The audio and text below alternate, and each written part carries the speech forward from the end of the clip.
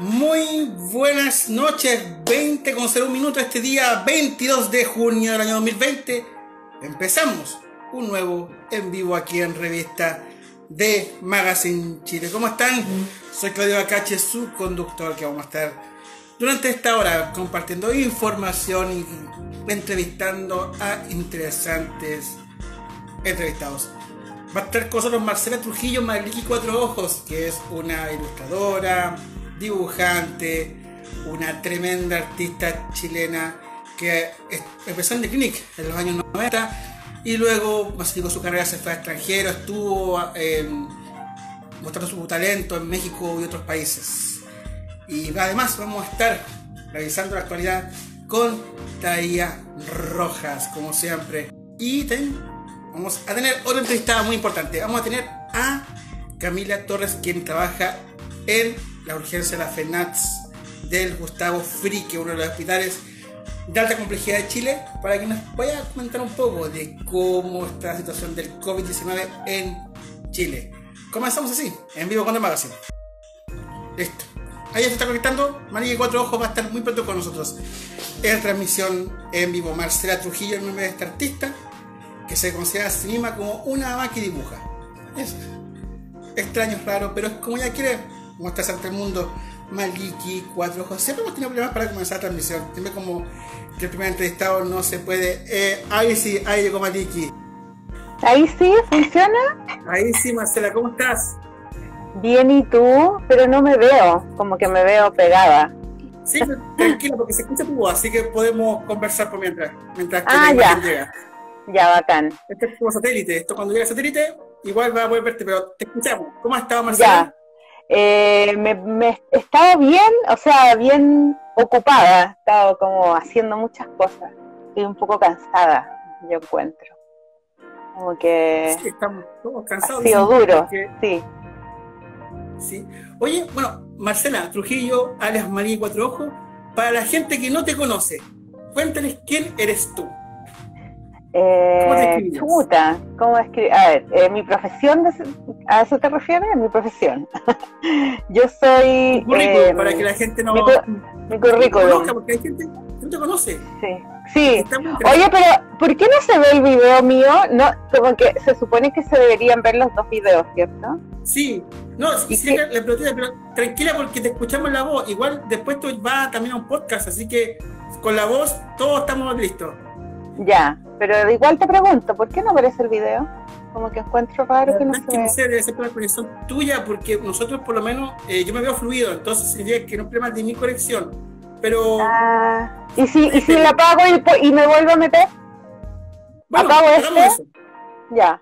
Mira, vamos a hacer eso. Ok, Maliki va a salir para reconectarse y así podemos conversar, porque, claro, también quiere ver a la gente. Colin Flor dice la más seca, por supuesto, no la más seca. Maliki Cuatro Ojos, poco la invitamos. Comenzó en The Clinic hace muchos años. Ahí vamos a ver. Estamos transmitiendo con Maliki. Vamos.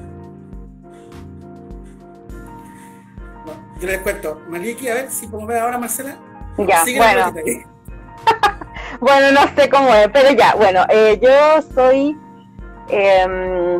pintora, hago pinturas, exposiciones y dibujante de cómics. Publico libros de cómics autobiográficos para adultos, no para niños.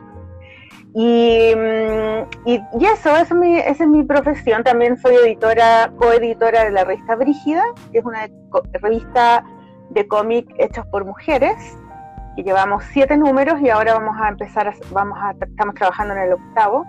Y también tengo un podcast con la Sol Díaz, que es una colega dibujante amiga, que se llama La Polola, que es un podcast que lleva 103 episodios. Llevamos Sol 2 Díaz, años y medio. Bicharraca, si no me equivoco, ¿verdad? Sí, ella. Ella es la dibujante de Bicharraca y de hartos personajes, porque tiene muchos libros. Y entonces me muevo en esas 4 lugares, que es el cómic y la pintura en realidad, y la ilustración, pero yo no trabajo en ilustración, como que no trabajo en ilustración como comercial, ¿cachai? Como trabajan muchas personas que conozco, muchas amigas que trabajan ilustrando comercialmente. A mí eso como que nunca me ha resultado mucho.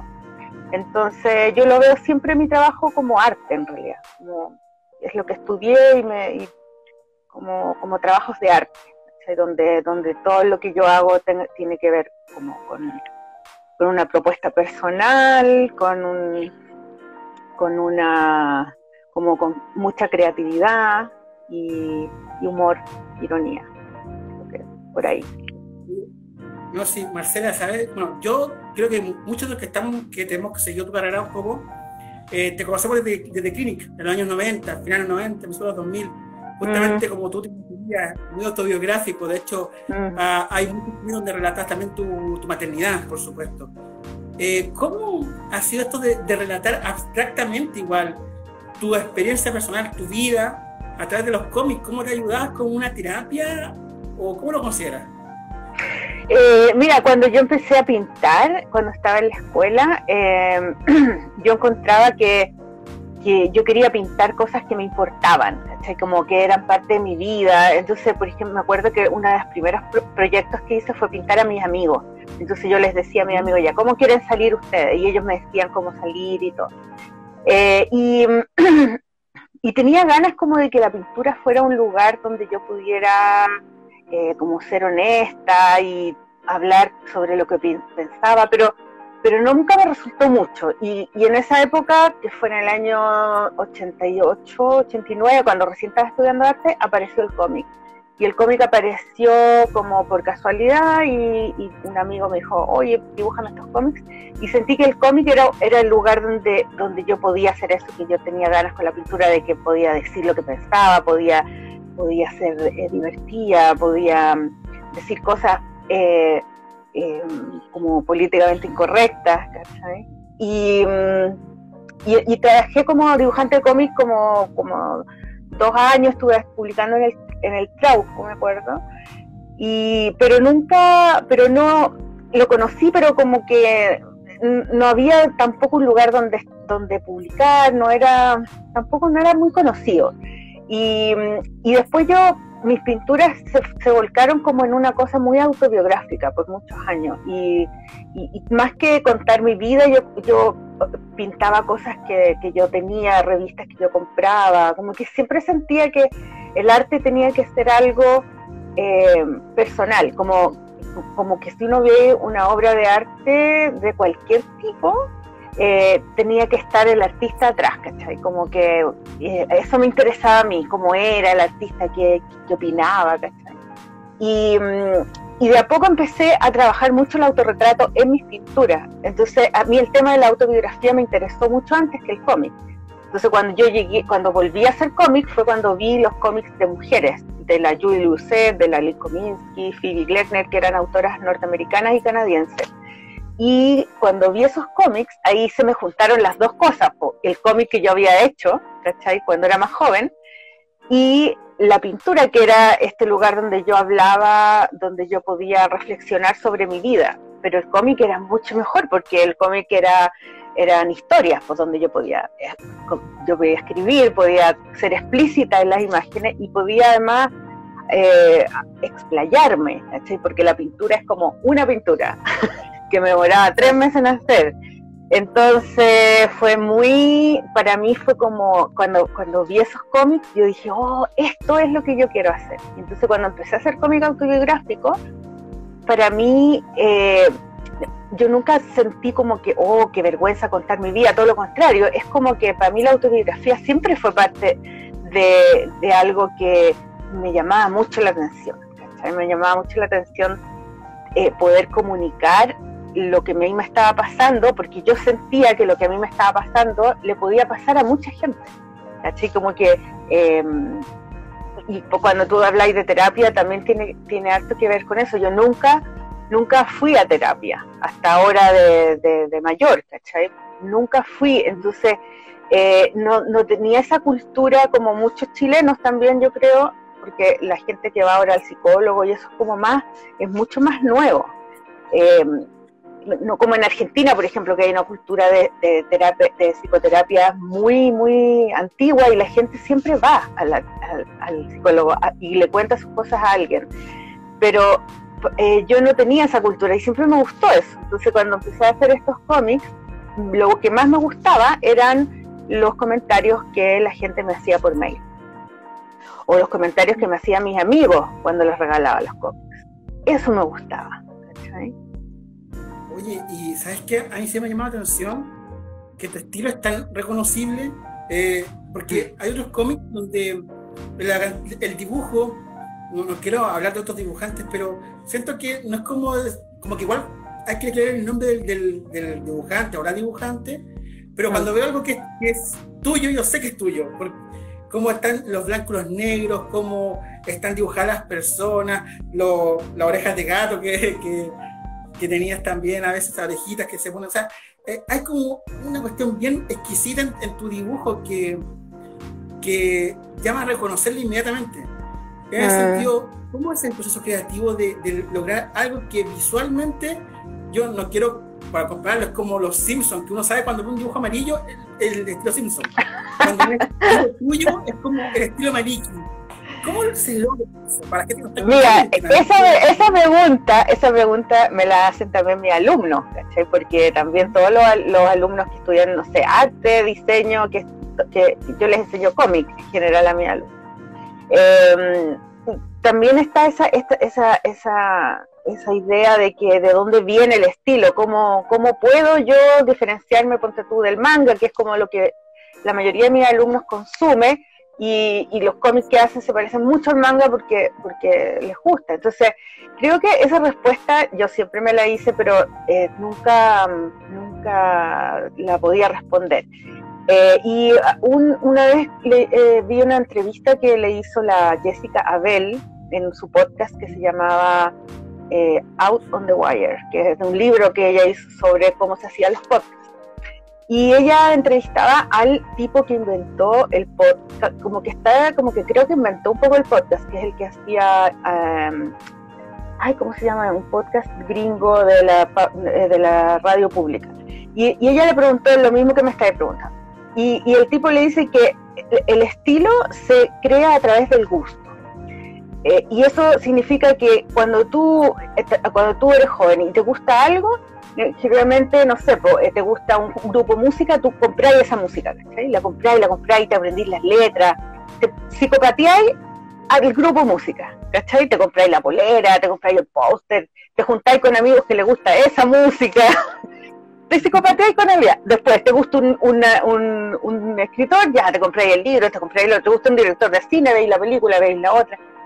Esa acción de psicopatítica de obsesionarse con algo, de ahí, según este gallo, de ahí viene el gusto, ¿cachai? De ahí tú copias cosas y te apropias un poco de algunas partes que te gustan, las tratas de copiar porque lo admiras, ¿cachai? Es como, te gusta tanto que tú quieres tú quieres tocar como ese grupo, quieres escribir como ese escritor, quieres cantar como ese cantante, entonces imitas un poco, ¿cachai? Y en ese imitar un poco, tú vas creando tu propio estilo, a partir de estas cosas que a ti te gustan. Entonces, y eso a mí me parece súper interesante, súper bonito, porque, claro, al final tu estilo tiene que venir de pedacitos de cosas que te gustaban, ¿cachai? Como que eso es súper, es real, y yo, por ejemplo, mi cómic tiene mucho de Robert Crumb, porque cuando yo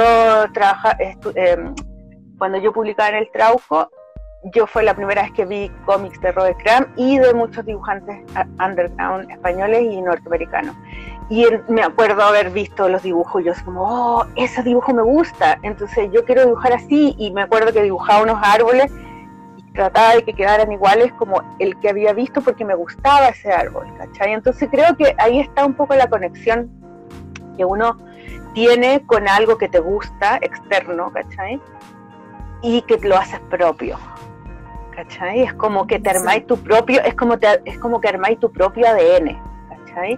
Y al final no es algo muy consciente, pero lo que sí este tipo decía, que yo le encuentro toda la razón, es que sí encuentro que es bueno como creer en tus gustos, ¿cachai? Creer en las cosas que te gustan, ¿cachai?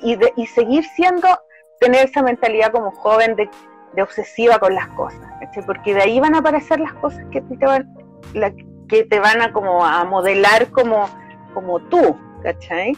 Entonces, claro, yo, por ejemplo, no sé, me gusta un pintor mucho y trato de copiarle cosas, no es que copie eso, pero lo cito, ¿cachai? O sea, en arte, en historia del arte, en estética se habla de citar, no de copiar.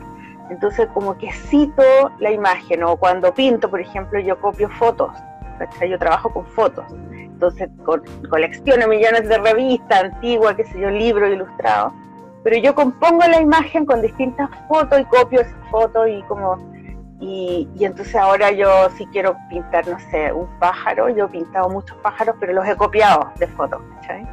Porque me gustan esas fotos. Entonces yo creo que de ahí viene el estilo, viene de creer en tus gustos, más bien, y de obsesionarte con ellos, de mirarlos, alucinarte y ir hasta el fondo con los gustos, ¿cachai? Porque te gustan nomás. ¿Ah? Bueno, de verdad que es buenísimo porque dicen, claro, porque tú dices que buscar diferentes gustos. Bueno, dicen que la imitación también es la sincera forma es como una forma incluso sincera del agradecimiento al otro artista y de cómo buscar estos pedacitos. 20 con 19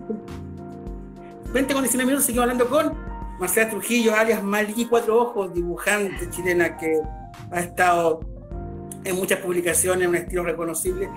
Oye, me llama la atención que hablaste del tema de este podcast que tienes con Sol Díaz, que nota mental que hay que invitar a Sol, por supuesto. Sol también un sí. Y por supuesto vamos a invitar a Sol Díaz, vamos a hacer la invitación extensiva. Mucha gente, muchas mujeres se sienten identificadas contigo. De hecho, la mayoría de las personas que están conectadas en este minuto y que se han conectado han sido mujeres. Aparte, nuestra directora, fanática tuya, mi pareja, mi señora fanática tuya también, María Paz. ¿Cómo logras con tu historia identificar a las mujeres en un momento en que, seamos honestos, a finales de los 90 las mujeres igual seguían teniendo ese rol secundario en la sociedad, aunque fuese que ahora ya están empoderadas, por supuesto, pero seguíamos en el Chile post gobierno militar, donde venían como las secuelas y la gente estaba medio dormida y las mujeres, por supuesto. ¿Cómo logras hacer esa identificación? No sé, yo nunca me lo planteé, en realidad fue algo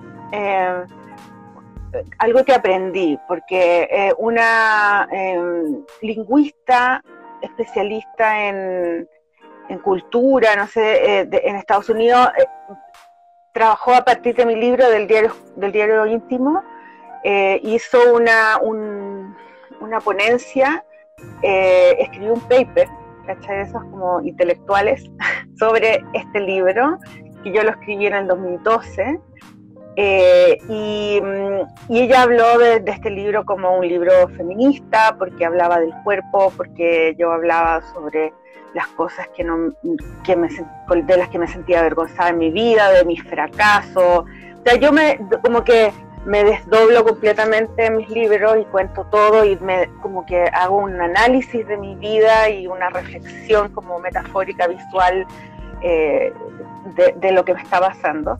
Y esa acción de hablar de uno misma, de una mujer hablando de sí misma y de ponerse al centro, eso es un acto feminista. Y eso yo no lo sabía, pero es algo que he hecho siempre. Pasa que no tenía ese código en mi cabeza, y de hecho cuando ella me llamó y me invitó a esta convención de literatura feminista, conocí un montón de mujeres feministas y yo me di cuenta que eran increíbles, súper simpáticas, inteligentes y bacanes, pero yo me di cuenta que yo nunca había leído literatura feminista. Nunca había leído a la Simone de Beauvoir, ni a la Virginia Woolf, ni a nadie de las mujeres, y todos mis libros eran de hombres. Entonces ahí me empecé a dar cuenta que en realidad el patriarcado está en la educación, o sea, completamente lo que te hacen leer y todo. Y también empecé a ver eso, a ver ese tema, el tema de tener una crianza patriarcal muy fuerte, y yo por supuesto que fui súper rebelde y todo cuando fui adolescente, pero siempre me creí el tema del amor romántico, por ejemplo, ¿cachai? Que fue algo que me penó por toda mi vida. O sea, yo viví pensando en los hombres toda mi vida. Cuando me di cuenta que había perdido un montón de años y de energía en algo que era un mito, ¿cachai? Que no era real, ahí fue cuando empecé a darme cuenta, ¿cachai? Entonces para mí descubrir el feminismo fue también una liberación mía con todas las leyes patriarcales que yo las seguía porque había que seguirlas, ¿cachai? Y a pesar de que era punk y todo lo que queráis, y de hacer estos cómics, no había tomado la real conciencia de lo que significaba hacerse cargo de ti misma y pedir, o sea, y exigir tus derechos, ¿cachai? Tuyos y de tus compañeras, de todas las mujeres. Oye, 20:24, tenemos que terminar. Yo conversaría contigo toda la noche porque yo creo, Mari, que eres demasiado interesante. Yo siento que la gente que está también en el chat este minuto también te adora, te han mandado corazones toda la transmisión, pero pasan son los tiempos de las transmisiones, pero no me puedo despedir de ti sin preguntarte si este 2020 está perdido o si hay nuevos proyectos.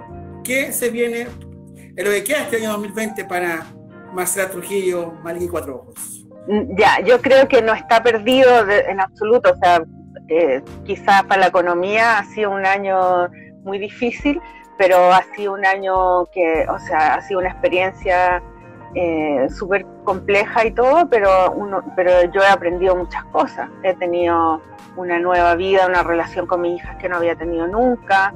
He revalorado todo lo que significa el trabajo doméstico y el trabajo no asalariado de limpiar la casa y de cocinar y de todo lo que está asociado a la mujer tiene que ver con la casa y como que todos estamos metidos dentro de la casa ahora, ¿sí?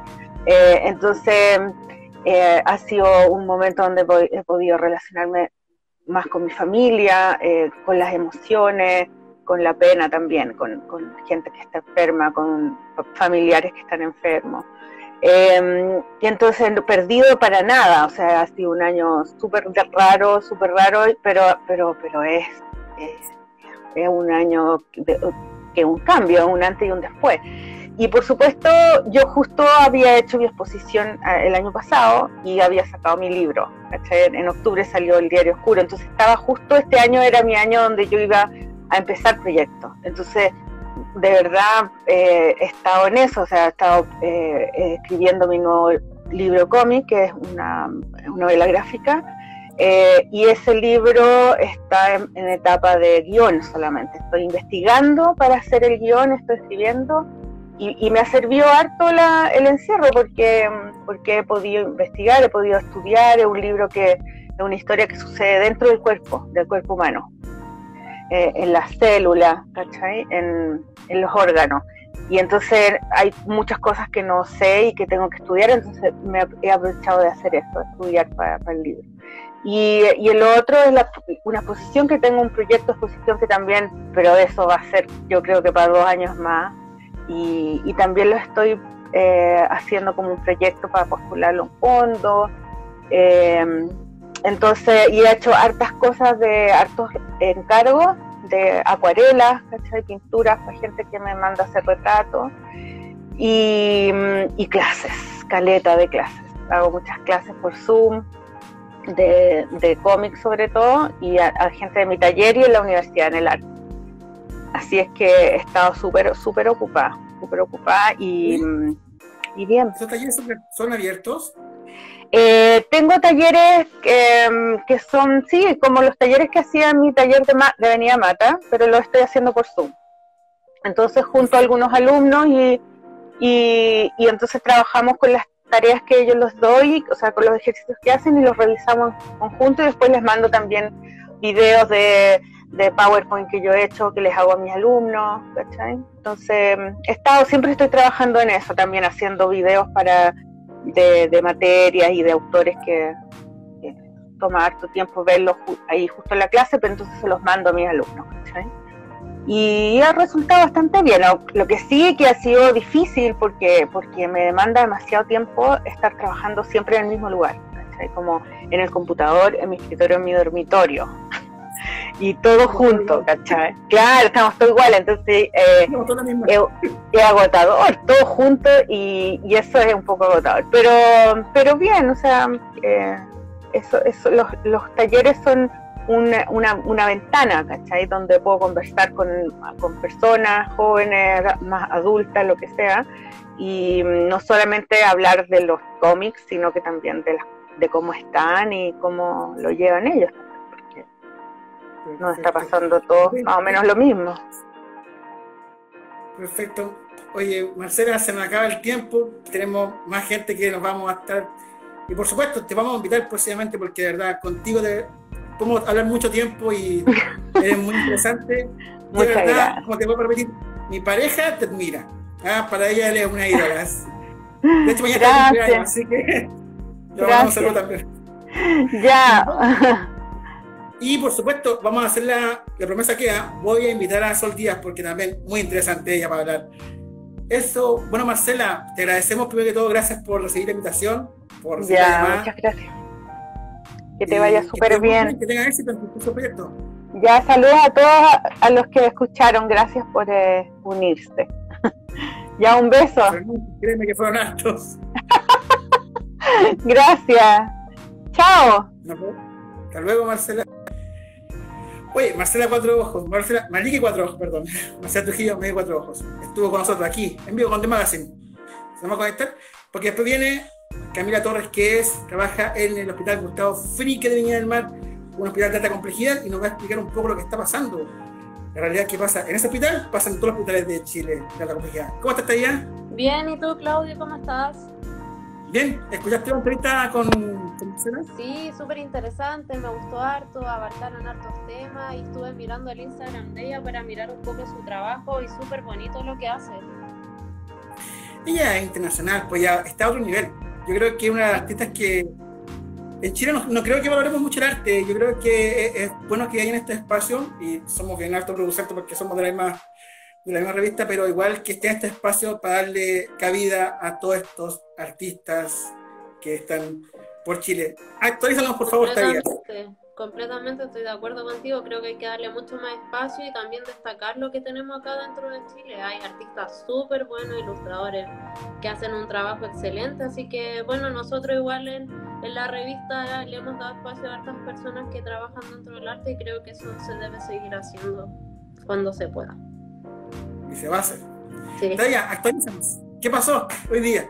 Bueno, hoy día obviamente empezar con la actualización de la cifra de contagios de COVID y en este caso sí, seguimos en aumento porque los casos nuevos fueron 4.608, sumando un total de 246.963 casos a lo largo de Chile. Y las muertes hoy día fueron menos, pero por lo mismo que se explicó la semana pasada. El número fue de 23 fallecidos, pero es porque en el fin de semana no se inscriben tantas muertes en el registro civil, entonces obviamente se espera que para los próximos días haya un aumento de nuevo y la cifra se incremente.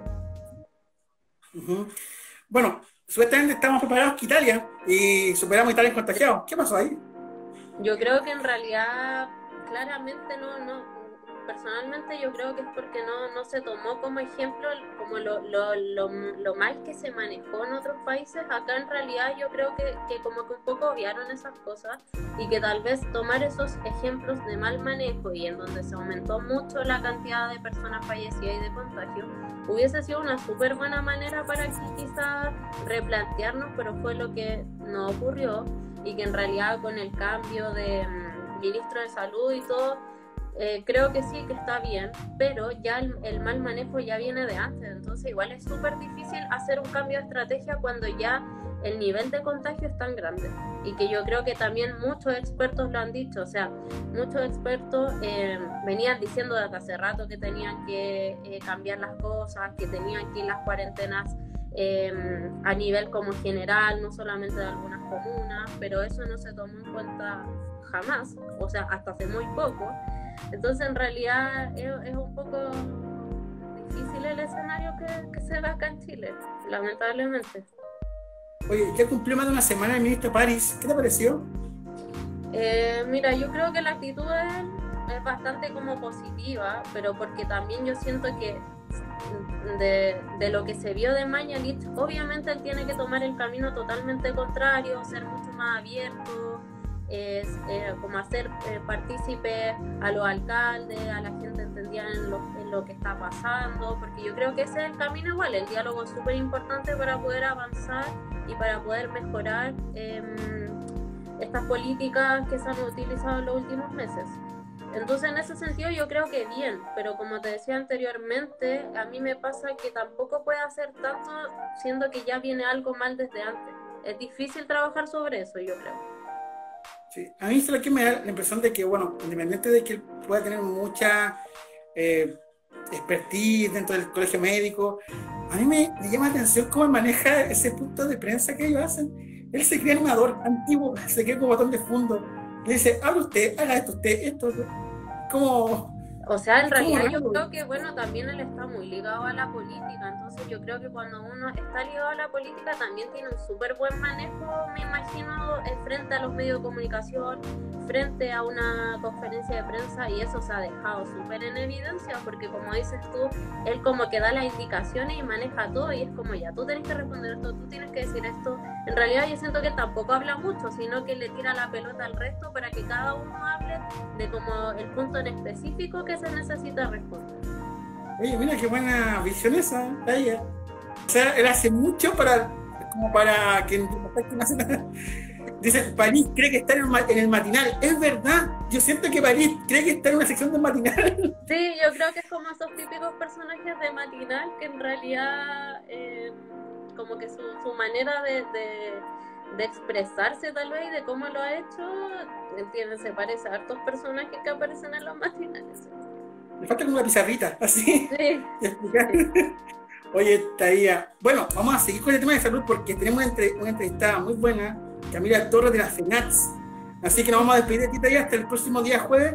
Que estén muy bien y gracias por informarnos, por supuesto. Gracias a ti, que estén bien todos y bueno, mucho ánimo y que Camila nos dé harta información respecto a lo que está pasando. Así que... Oye, ¿sabes qué me gustó? Un mensaje que mandaron la otra vez en la Radio Duna, fue de que no sabemos cuántos días nos faltan, pero ya llevamos un día menos.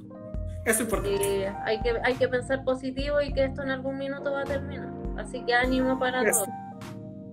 Ánimo para todos. Gracias, Thaía, que esté muy bien. Buenas noches. Que estén bien todos, chao.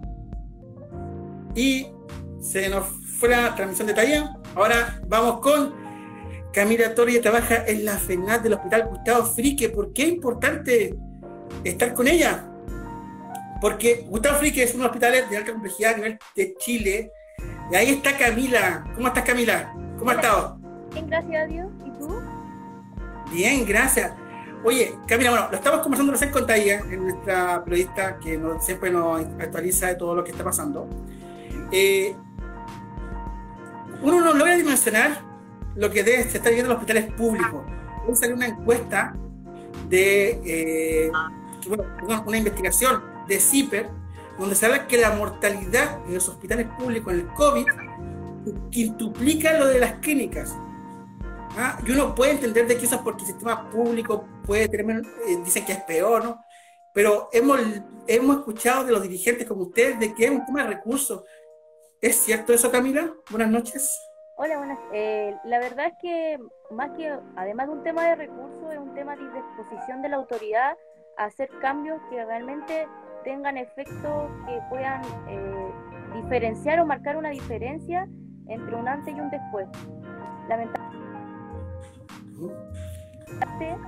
que dirige en los hospitales públicos está bajo el alero del gobierno y está tomando las mismas directrices que ha tomado el gobierno, que son políticas tardías, políticas sanitarias tardías, cuarentenas tardías, irresponsabilidades en el tema del manejo, y directrices claras, protocolos claros y sobre todo entregar un liderazgo efectivo en los grupos de trabajo.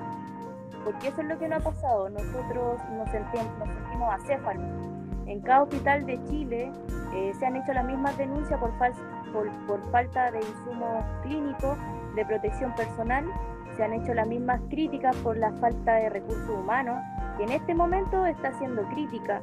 Muchas de las personas que están trabajando en todos los centros asistenciales de Chile están o contagiadas, la gente al menos que tiene experiencia, y están siendo reemplazadas por personas que no tienen la culpa, pero no tienen la experiencia necesaria. Por lo tanto, para tener un paciente con COVID que tiene aislamiento de contacto y de gotitas, tú tienes que saber el manejo de un paciente aislado.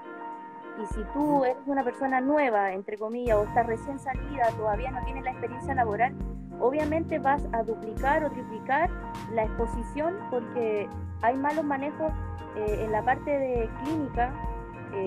Vemos también el alto porcentaje de enfermeras que se han contagiado, siendo que son las referentes técnicos que tienen que ayudar. Por lo tanto, vemos que es un poco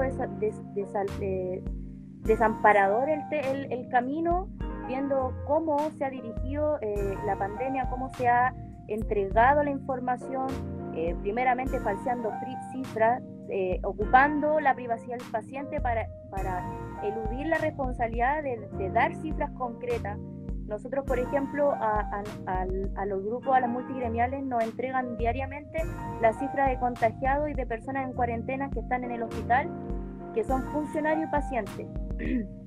Pero adicionalmente les solicitamos que también pusieran la cifra de muertos, y ellos, porque es una cifra, aluden a la ley de protección del paciente. Y nosotros no estamos pidiendo que pongan los nombres, sino que pongan la cifra de fallecidos, porque nosotros las desconocemos en este momento en el hospital. Además que hay una... Nosotros no sabemos, sabemos las cifras que entrega el hospital diariamente cuando se le solicita, pero diariamente deberíamos conocer todas las cifras, la mortalidad que tiene el hospital, y eso no la conocemos hasta el día de hoy. Solamente conocemos la cifra altísima de funcionarios que están contagiados, que en este momento hay algunos que están en las residencias sanitarias, muchos están por cuarentena preventiva por ser contacto estrecho, y la otra gran cantidad son personas que ya han sido detectadas como positivas, siendo que hoy en día en el hospital todavía no hacemos un testeo masivo. Por lo tanto, muchos de los funcionarios que están trabajando deben estar positivos y ser asintomáticos, y eso es un riesgo, y es el principal riesgo que nosotros hemos detectado, que no se han hecho los testeos como corresponde. Una de las cosas que más se han dicho en todos los países es optimizar los testeos para poder aislar oportunamente y así disminuir los contagios masivos.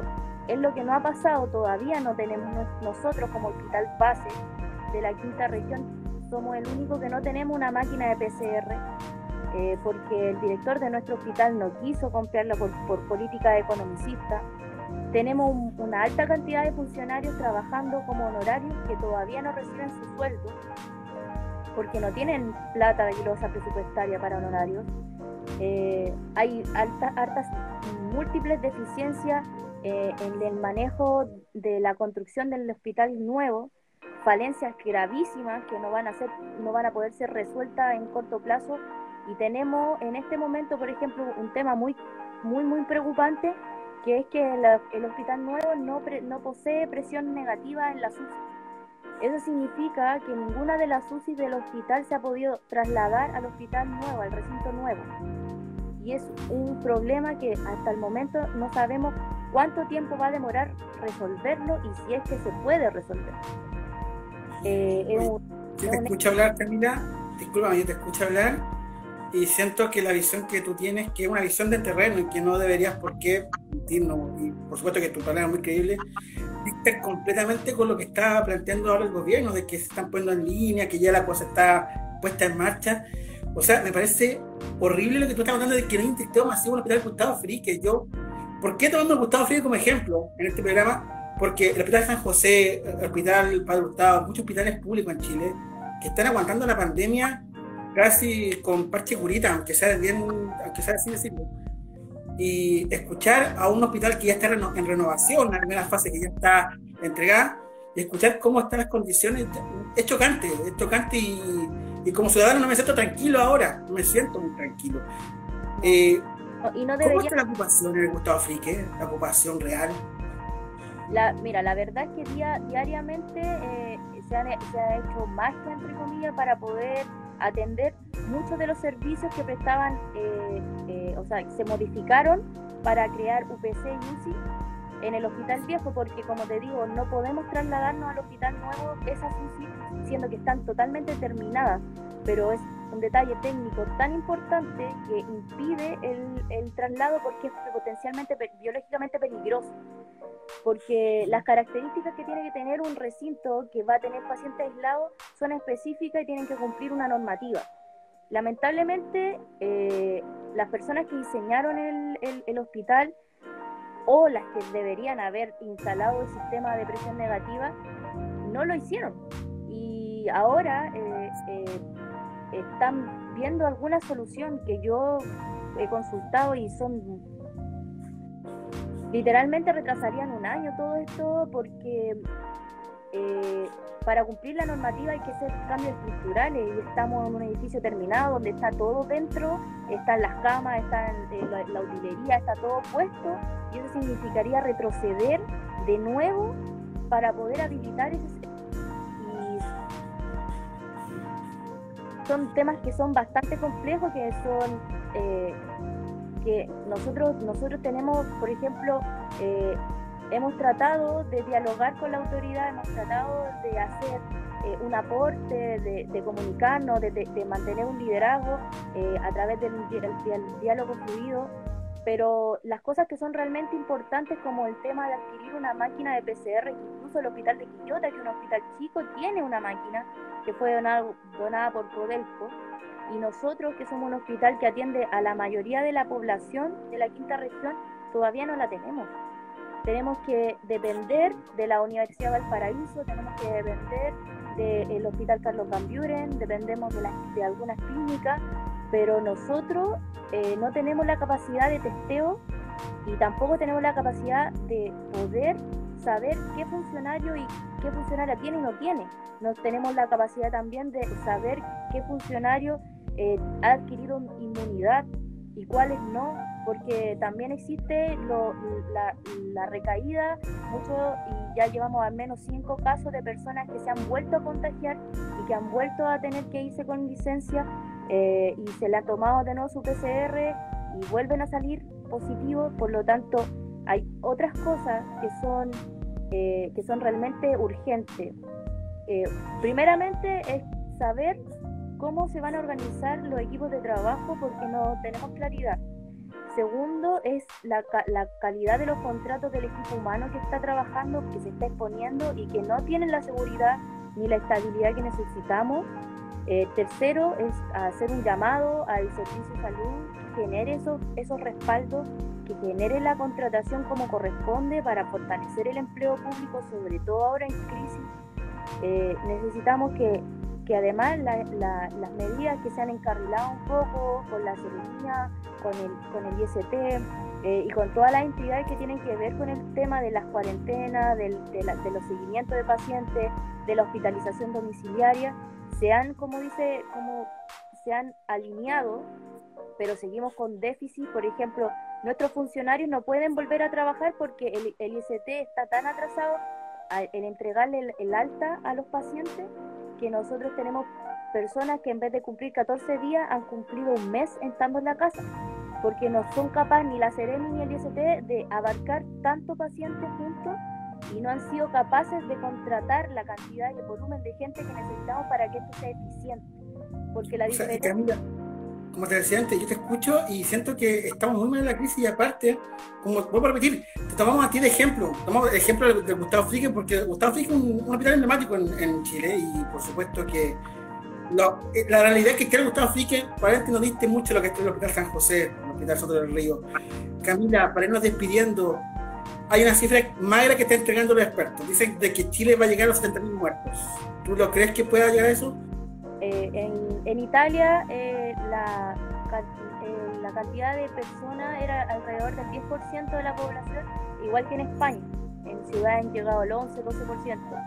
Nosotros creemos, por la calidad de pacientes, por el estado de salud de los pacientes y por la cantidad de pobreza que hay en Chile, estimamos que van a superar el 13-15%, porque no se han tomado las medidas a tiempo. Si esto no se trata de hacer una cuarentena cuando uno realmente se le pega la gana. La cuarentena debió hacerse en un momento determinado para frenar y luego empezar a ordenar la casa, pero hicieron todo al revés.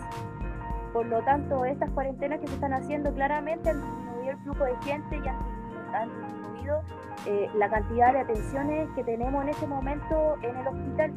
Pero eso es una cifra ficticia, es como una pantalla, porque de a poco van a ir cayendo personas que están en las poblaciones, que están en este momento haciendo cuarentena, van a caer enfermas y van a llegar igual al hospital, y nosotros sabemos que esas personas van a desmejorar su salud, sabemos que hay residencia sanitaria para gente que no presenta síntomas graves, pero nosotros tenemos una capacidad de ocupación casi al límite y no tenemos la capacidad tampoco de movilizar a esos pacientes, porque primero por la condición clínica y segundo porque ninguno de los otros hospitales tampoco tiene capacidad para asumir un paciente UPC o UCI. Entonces nos vemos de brazos cruzados, y aquí la gente está reventada trabajando, se están haciendo jornadas de trabajo que son extenuantes al máximo. Tenemos la gente tiene un periodo en este tiempo en el que ha vivido la crisis como cualquier otro, económicamente también ha vivido la crisis en el estado emocional del grupo de trabajo. El ambiente laboral se está tornando mejor, todo lo contrario, cada día es peor, y además también está el estado emocional de la gente que atiende a estos pacientes, que se lleva para su casa no solamente el miedo de contagiarse, sino que además se involucran con los pacientes. Nosotros somos humanos igual que cualquiera. Quizás muchos creen que perdimos la sensibilidad, pero yo todos los días escucho historias de personas que se encariñan con los pacientes y se llevan esa emoción a su casa, y que a lo mejor llegan al otro turno y esa persona ya no está porque falleció. Son muchas las variantes, hay muchos hospitales que ya están viviendo el tener que decidir quién vive y quién muere, desconectando a pacientes que son más dañosos, y todo eso es una carga emocional que nadie está previendo, porque sí han adoptado medidas de contención psicológica, pero son a distancia. Mucha gente no cree que eso sea efectivo.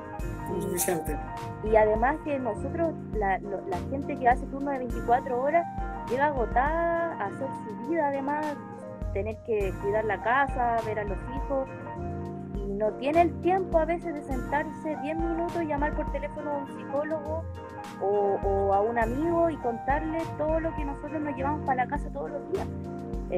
Yo lo veo y lo que siento es que necesitamos hacer algo urgente y sobre todo ponerle la lupa a todos los servicios para que se contracte la cantidad de gente que se necesita para poder llevar esto como corresponde, porque ya está.